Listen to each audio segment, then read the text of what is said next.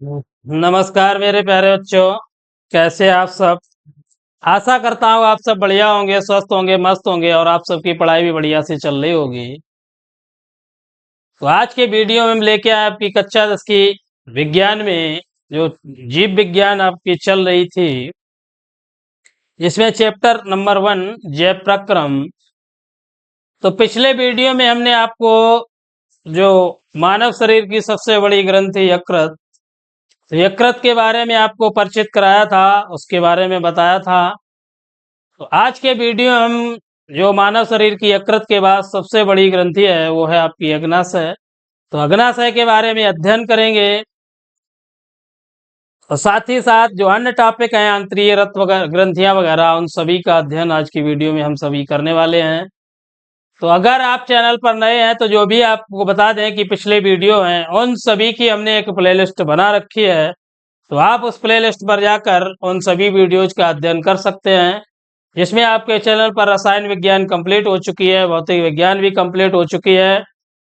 आप जीव विज्ञान की आपको क्लासें निरंतर मिल रही हैं। इसके बाद में जो आपका पर्यावरण है उसका अध्ययन कराएंगे। साथ ही साथ आपके चैनल पर जो मैथ है, मैथ की क्लासें भी निरंतर अपलोड हो रही हैं, जिसमें चैप्टर 10 कंप्लीट हो चुके हैं भरत तक। तो आप अगर मैथ का भी अध्ययन करना चाहते हैं तो आप प्ले लिस्ट पर जाकर वहां पर उन सभी वीडियोज का अध्ययन कर आगे आने वाले जो भी आपका बोर्ड एग्जाम है उसमें अच्छे से अच्छे अंक अर्जित करें। चलिए चलते हैं सीधे टॉपिक पर। क्या है आज का टॉपिक हमारा?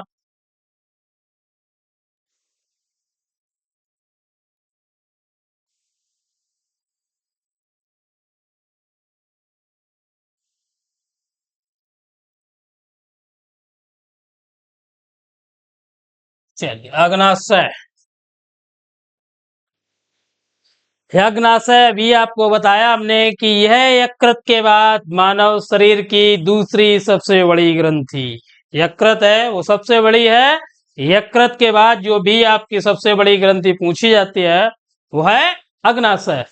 तो यह 12 से 15 सेंटीमीटर लंबी तथा ये आकार, जो अल्फाबेटिकल आपकी एबीसीडी की जे है, कैपिटल जे, तो जे के आकार की होती है। और यह हमारा जो उदरगुहा, आमाशय और जो शेषांत्र है उसके बीच में स्थित होती है। आमाशय और शेषांत्र के बीच में स्थित होती है। तो देखिए लिखा है कि यह यकृत के बाद मानव शरीर की दूसरी सबसे बड़ी ग्रंथि है। यह 12 से 15 सेंटीमीटर लंबी तथा जे, जो जे है आपकी, जे के आकार की होती है। यह उदर गुहा में आमाशय व शेषांत्र के बीच स्थित होती है। आप देखिए सामान्य मानव में इसका भार 60 से 90 ग्राम, सामान्य मनुष्य में इसका भार 60 से 90 ग्राम होता है। कितना? 60 से 90 ग्राम। और यह एक आपकी मिश्रित, मिक्स्ड ग्लैंड, मिश्रित ग्रंथि है।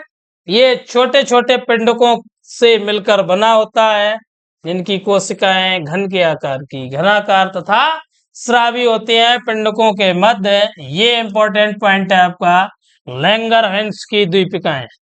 तो लैंगरहैंस की द्वीपिकाएं पिंडकों के मध्य, लैंगरहैंस की द्वीपिकाएं स्थित होती हैं। तो क्वेश्चन इस प्रकार पूछ दिया जाता है कि लैंगरहैंस की द्वीपिकाएं कहाँ स्थित होती हैं। तो ये ध्यान रखना आपको, लैंगरहैंस की द्वीपिकाएं। अब आंसर क्या कहेंगे आप? अग्नाशय में। कहाँ पे? अग्नाशय में। आगे है कि जो कि अग्नाशय का, जो अग्नाशय आपका, उसका अंतःस्रावी भाग लैंगरहैंस की द्वीपिकाओं के द्वारा ही निर्मित होता है। जो हमारा अग्नाशय है इसका अंतःस्रावी भाग जो होता है वो लैंगरहैंस की द्वीपिकाओं से ही निर्मित होता है। इसका वायस्रावी भाग, जो बाहरी भाग है, वो क्षारीय अग्नाशयी रस का श्रावण करता है। क्षारीय अग्नाशयी रस का श्रावण करता है तथा अंतःस्रावी भाग हार्मोन्स का भी श्रावण करता है। इसका हार्मोन्स का। देखिए हमारे अग्नाशय की जो अनुप्रस्थ काट है, इसमें देखिए आप लैंगरहैंस की ये द्वीपिकाएं ये देख रही हैं आपको। ये क्या है? लैंगरहैंस की द्वीपिकाएं हैं। और साथ ही साथ ये देख रहे हैं आप पिंडक, जो भी पिंडक की सभी कोशिकाएं और पिंडक, ये है आपके जो छोटे से देखिए होल से, ये क्या है? पिंडक। और अब इसके साथ ही साथ जो गुहिका है आपकी, गुहिका के साथ ये रुधिर वाहिनियां है ये, और ये रहा आपका संयोजी ऊतक। तो ये है आपकी अनुप्रस्थ काट अग्नाशय की। तो चलिए नेक्स्ट टॉपिक आज का अब है आपका अग्नाशय के मुख्य कार्य। तो अग्नाशय के कार्य क्या हैं? तो अग्नाशय के मुख्य कार्य हैं, देखिए जो हमारा अग्नाशय है उसमें निम्न 3 एंजाइम पाए जाते हैं। कितने? 3, जिसमें एमाइलेज, लाइपेज, हाँ पहला है आपका एमाइलेज, दूसरा है लाइपेज और लास्ट है आपका ट्रिप्सिन। तो 3 प्रकार के एंजाइम हमने बताए कि एमाइलेज, लाइपेज और तीसरा है ट्रिप्सिन। तो जो एमाइलेज है यह कार्बोहाइड्रेट के उस भाग को शर्करा में बदलता है जो रुधिर तथा लसिका द्वारा अवशोषित कर लिया जाता है। तो जो आपका लाइपेज एंजाइम, वो सॉरी एमाइलेज एंजाइम है, वो कार्बोहाइड्रेट के उस भाग को शर्करा में बदलता है जो रुधिर तथा लसिका द्वारा अवशोषित कर लिया जाता है। नेक्स्ट है आपका लाइपेज। तो यह भोजन में उपस्थित जो भी बसीय अम्ल हैं, भोजन में बसा को बसीय अम्ल में परिवर्तित करता है। जो भी बसा हम यूज करते हैं उसे बसीय अम्ल में परिवर्तित कर देता है। लास्ट है आपका ट्रिप्सिन। तो इसके द्वारा प्रोटीन का पाचन होता है। तो भाई स्क्रीन पे चलते हैं सीधे। अब लिखा है कि फर्स्ट में आपका एमाइलेज, तो यह कार्बोहाइड्रेट के उस भाग को शर्करा में बदलता है जो मुख गुहिका में लार के प्रभाव से बच जाता है। जो हमारी मुख गुहिका में लार के प्रभाव से बच जाता है वो क्या करेगा? एमाइलेज उसे शर्करा में बदल देगा। तो इसीलिए जब भी हमें भोजन करना है या करते हैं तो बड़ा आराम से चबा चबा के भोजन करना चाहिए, जिससे उसमें मुख गुहिका में ही प्रत्येक कण में लार मिल जाए,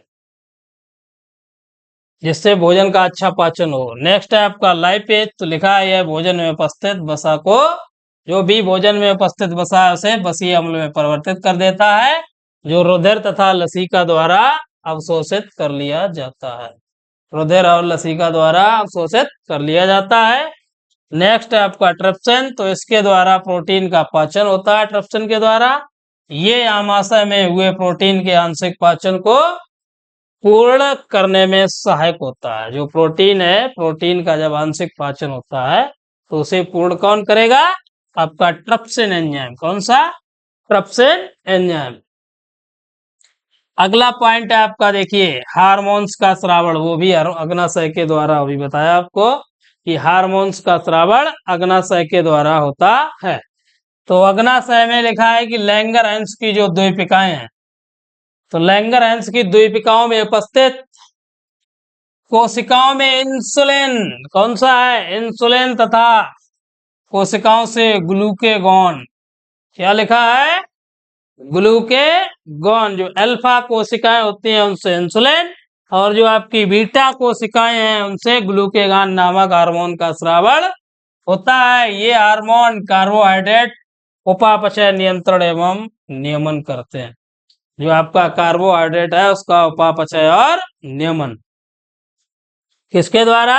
हार्मोन्स, जो बीटा कोशिकाओं से ग्लूकेगॉन, और जो लैंगरहैंस की द्वीपिकाएं उनमें इंसुलिन। ठीक है, तो उम्मीद करता हूं आप सभी को बढ़िया से समझ में आ रहा होगा। तो देखिए, मेहनत करिए, लगातार लगे रहिए हमारे साथ। कि वो कहावत है कि कर्म तो तू करता नहीं और फल की करता चाह, और क्या मंजिल मिल जाएगी बिना चले ही रहा।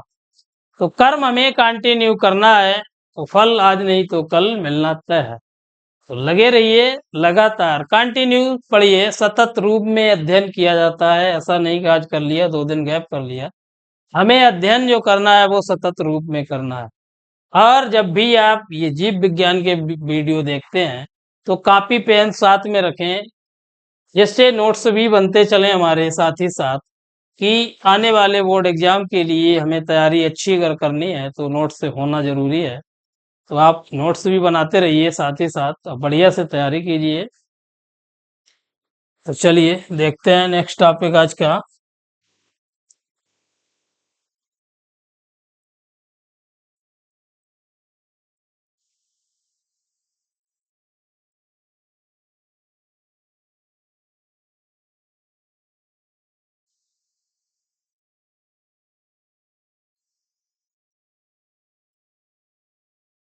चलिए, लिखा है आंतरीय ग्रंथियां। तो आंतरीय ग्रंथियां क्या है? आपकी जो छोटी आंत होती है उसकी श्लेष्मक कला में कई प्रकार की ग्रंथियां पाई जाती हैं। छोटी आंत है हमारी, उसकी श्लेष्म कला में बहुत सी ग्रंथियां पाई जाती हैं या उपस्थित होती हैं। तो इन ग्रंथियों में देखिए, स्रावित रस को मिश्रण का, या जो भी रस उसमें स्रावित होता है उसी रस के मिश्रण को हम बोलते हैं आंतरीय रस। क्या बोलेंगे? आंतरीय रस। और ये ग्रंथियां जो है आपकी, वो लिवर कुंड की दरारों में स्थित होती हैं। तो देखिए, देख रहे हैं आप, कुछ छोटी आंत की श्लेष्म कला में कई प्रकार की ग्रंथियां उपस्थित होती हैं। इन ग्रंथियों से स्रावित रस के मिश्रण को आंतरीय रस या सकस एंटेरिकस, सकस एंटेरिकस मुख्य है, आप आंतरीय रस जाने, तो सकस एंटेरिकस कहते हैं। ये ग्रंथियां जो हैं वो लिवर कुंड की दरारों में, लिवर कुंड है जो उसका दरारों में स्थित होती है। साथ ही इसमें श्लेष्म स्रावित करने वाली ब्रूनर ब्रूनर ग्रंथियां, चषक कोशिकाएं आदि उपस्थित होती हैं। ठीक है, ब्रूनर ग्रंथियां हैं, चषक कोशिकाएं, ये सभी उपस्थित होती हैं। इनके रसों में प्रमुख रूप से श्लेष्म क्या होगा? श्लेष्म और कई प्रकार के पाचक एंजाइम, कई प्रकार के पाचक एंजाइम आदि उपस्थित होते हैं। नेक्स्ट देखिए आपका मानव का पाचन तंत्र।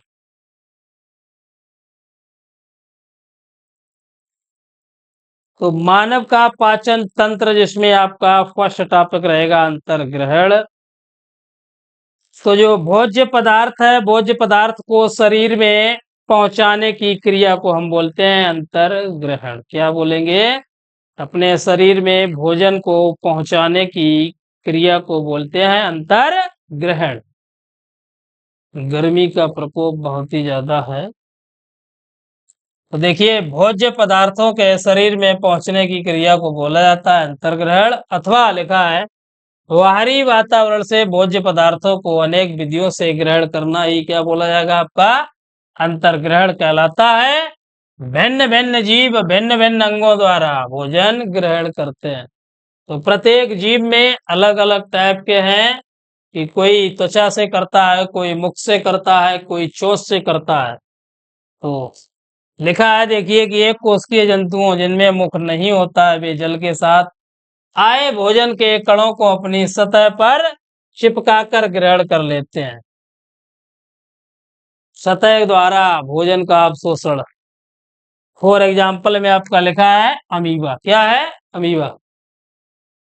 नेक्स्ट है आपका बहुकोशिकीय जंतुओं में, तो इनमें मुख होता है। ये जीव सर्वप्रथम भोजन को मुख तक ले जाते हैं, जैसे आपका हाइड्रा स्पर्शकों द्वारा, मेढक द्विशाखित जीव द्वारा, पक्षी चोंच द्वारा, मानव मुख से भोजन ग्रहण करते हैं।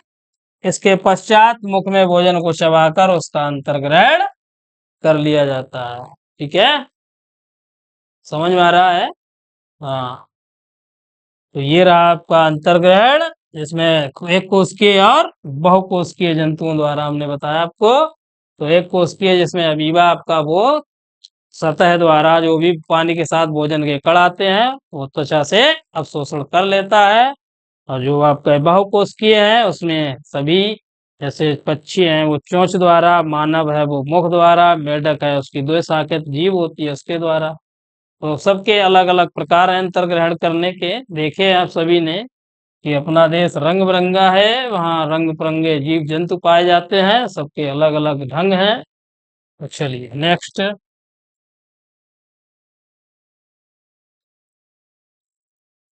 यांत्रिक या भौतिक पाचन।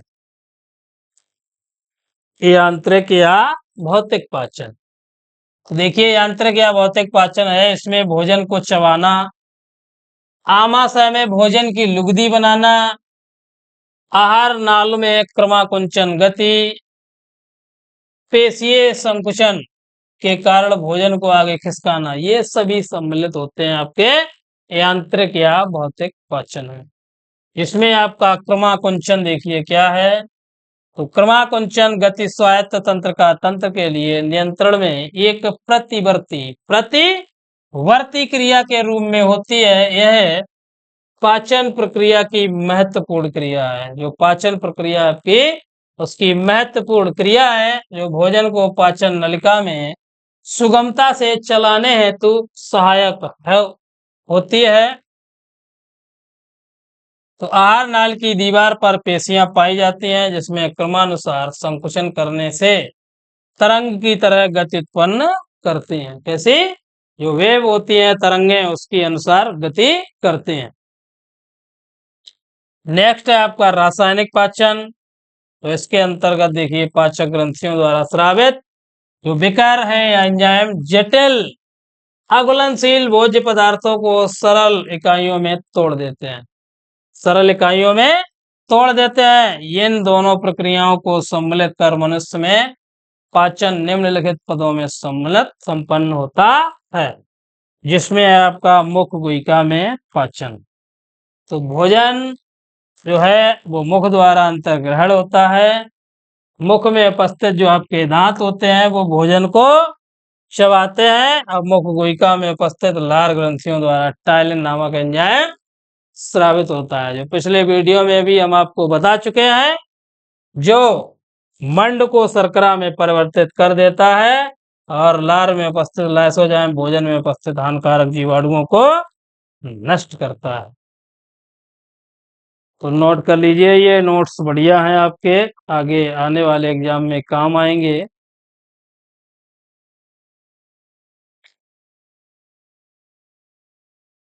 चलिए, हो गया नोट।